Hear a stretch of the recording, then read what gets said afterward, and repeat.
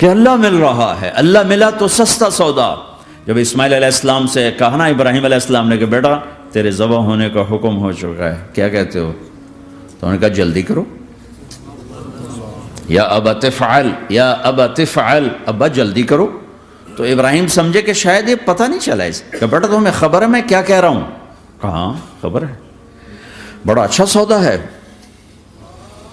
آپ کے بدلے میں اللہ مل جائے گا، اللہ آپ سے زیادہ بہتر ہے، دنیا کے بدلے میں جنت ملے گی، جنت دنیا سے بہتر ہے۔ پھر معصوم بچوں کو خیال، ہاں میری ماں کو ضرور تکلیف ہوگی، تو اپنا کرتا اتارا اور اپنے باپ کو دیا کہ یہ کرتا آپ نے میری اماں کو دینا ہے، جب مجھے کبھی یاد کرے گی تو میرا کرتا دیکھ لیا کرے گی، تسلی ہو جائے گی، اور آپ نے اپنے کرتے میں مجھے کفن دے کے ادھر ہی دفن کر دینا ہے، ادھر نہیں لے جانا وہ مکے کی طرف کہ میری ماں کو وہاں تکلیف ہوگی، میرا کٹا سر دیکھ کر بغیر سر کے پورا دھڑ وہ اس کو تکلیف ہوگی۔ ایسا اطمینان سے، چونکہ اور ذبح ہونے والا بھی ایسی باتیں کرتا ہے، بابا میرے ہاتھ بھی باندھ دے، میرے پاؤں بھی باندھ دے، کہ ممکن ہے جب تو چھری چلائے اور میرا ہاتھ پاؤں ہلے تو تجھے لگ کے تمہیں تکلیف نہ ہو جائے۔ پیسے میں چین ہوتا، زندگی میں چین ہوتا نہیں، اللہ کو پانے میں چین ہے، اور ادھر وہ بھی اللہ کو ڈھونڈ رہا ہے۔ ارے میرے بھائیو، 60 برس کی دعا کے بعد بیٹا ملا، 60 برس دعا مانگی، یا اللہ اولاد دے دے، اولاد دے دے، اولاد دے دے، 60 سال کے بعد اولاد ہوئی، 84 سال کی عمر میں، 80 سے 84 برس کی عمر میں کے درمیان بچہ ہوا ہے۔ جب وہ 5 سے 10 سال کا ہوا ہے اور ابراہیم 90 کراس کر گئے، 90 کا بیریئر کراس کر گئے، جب مرغی کو ذبح کرتے بھی ہاتھ کانپیں، 90 برس 92 سال کا بڈھا تو مرغی نہیں ذبح کر سکتا، تو اس کو کہا جا رہا بچہ ذبح کر۔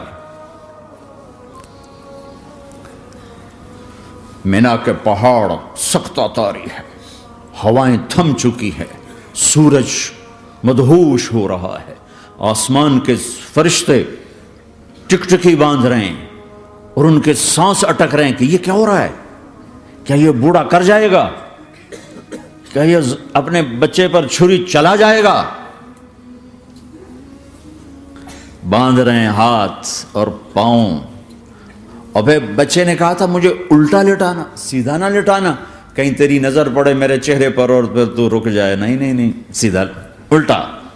تلہ للجبین، اسماعیل کی وصیت کو قرآن نے بیان کیا، ماتھا ہے ان کے گھٹنے کو ان کی کمر پہ رکھا اور ایسے سر کے بال پکڑے، ایک ہاتھ میں چھری، ایک ہاتھ میں سر کے بال، اور یوں آسمان کو دیکھا، یوں تھوڑا سا اوپر اٹھایا نا تاکہ نیچے سے چھری چلائے۔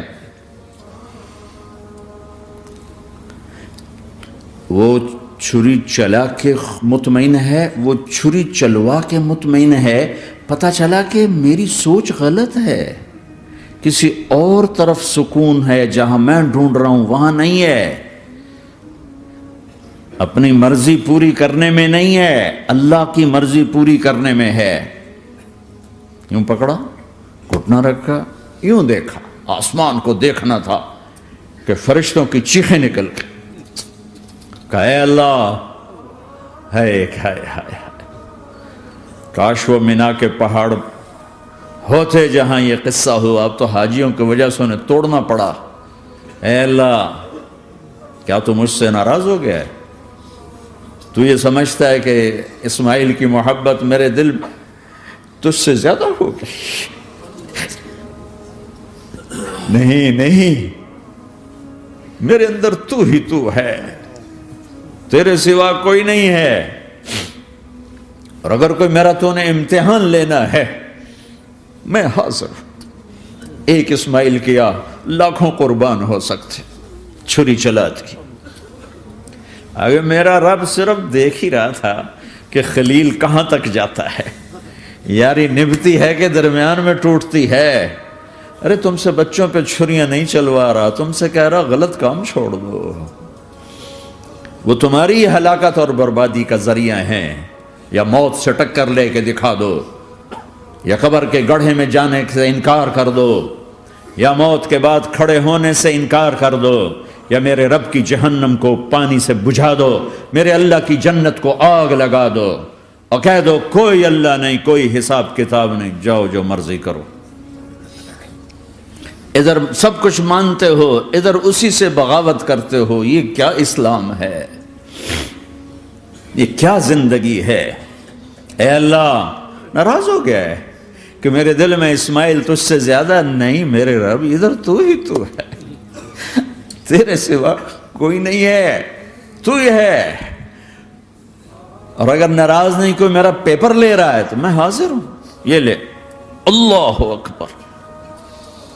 جو چھری چلائی، ساتوں آسمان کے فرشتوں کی چیخیں نکل، 2 دفعہ آسمان کے فرشتے روئے ہیں، 2 دفعہ ساتوں آسمان کے فرشتے، ایک یہاں ابراہیم و اسماعیل کے اس